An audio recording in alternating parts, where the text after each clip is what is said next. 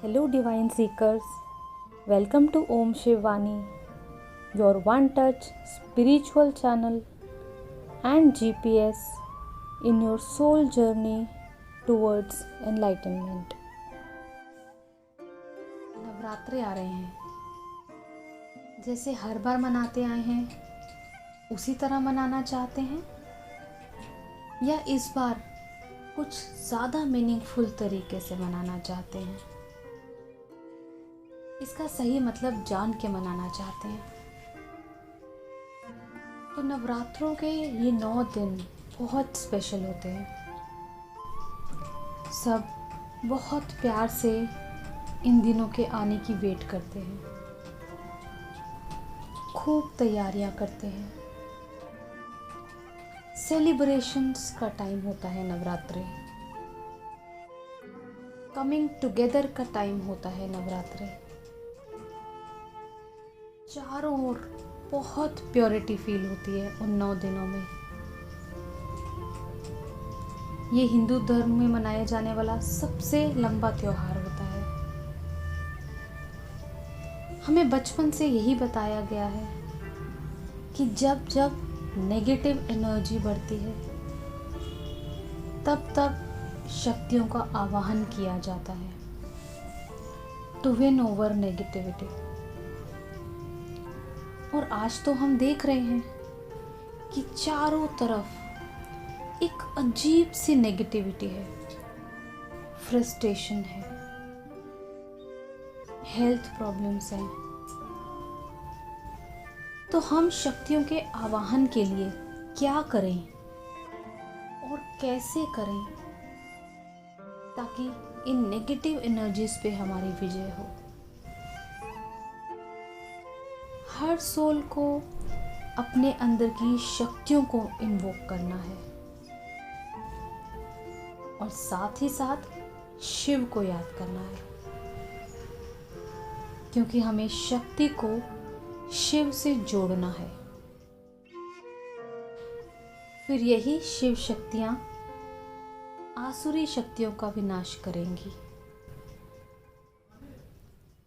सबसे पहले असुर शक्तियां हमारे अंदर की उसे खत्म करेंगी और फिर हमारे अंदर की देवीय शक्तियों को बढ़ाएंगी। हम ही शिव शक्ति हैं, हम सबकी सोल ही शिव शक्ति है।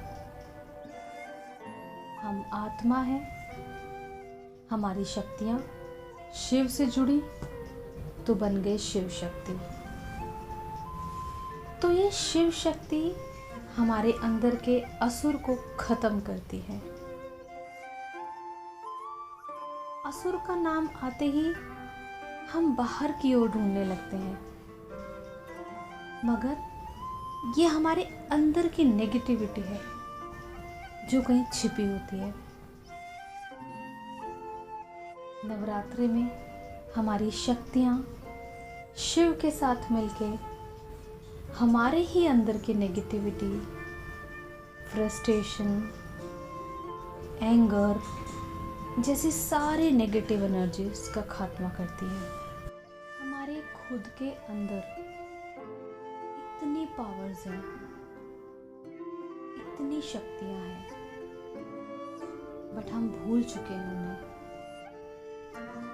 तो हमें उन्हें इन्वोक करना है, यानी उनका आवाहन करना है।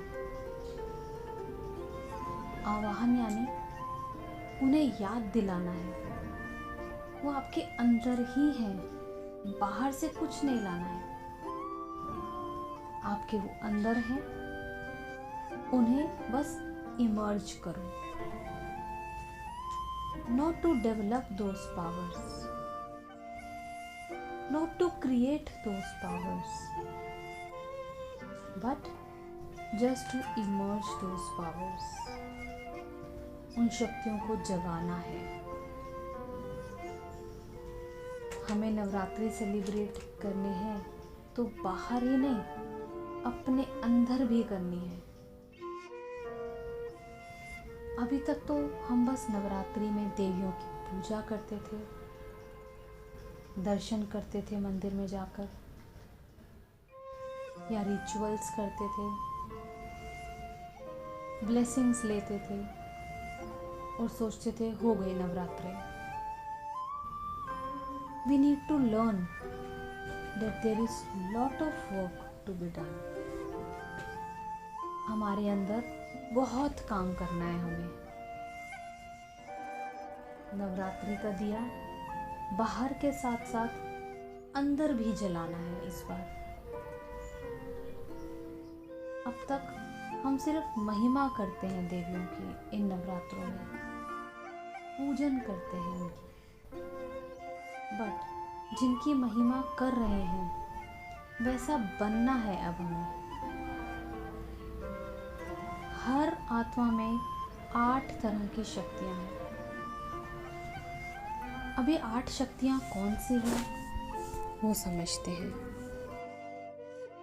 पहली शक्ति है पावर टू विड्रॉ या पावर टू डिटैच, यानी एक ऑडियंस की तरह सिर्फ देखना है, जस्ट बी अ स्पेक्टेटर। तो अगर हमें डिटैचमेंट सीखनी है तो हमें सीखनी है वो पार्वती माँ से। Parvati ji has the power to detach. वो शिव जी से दूर रहकर भी, डिटैच्ड होके भी उन्हीं के साथ ही।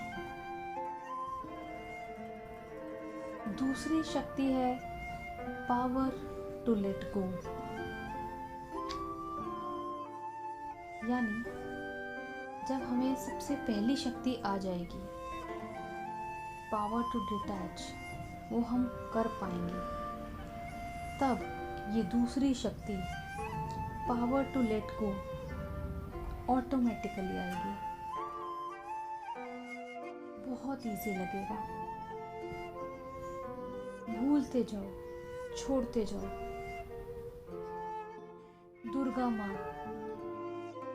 दुर्गा माँ has the power to let go, तभी तो वो पावरफुल कहलाती है, क्योंकि वो बहुत स्ट्रॉन्ग है, बहुत इजीली लेट गो करने की शक्ति रखती है। तीसरी शक्ति है पावर टू टॉलरेट।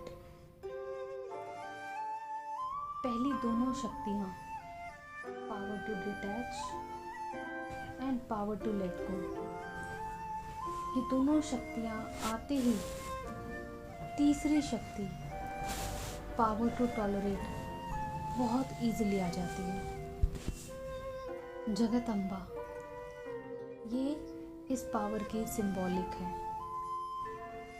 जगत की माँ ही ऐसी होती है जो अनकंडीशनल लव, अनकंडीशनली हर चीज को एक्सेप्ट करके सब कुछ टॉलरेट करती है। तो हमें इन सभी शक्तियों को अपने अंदर जागृत करना है।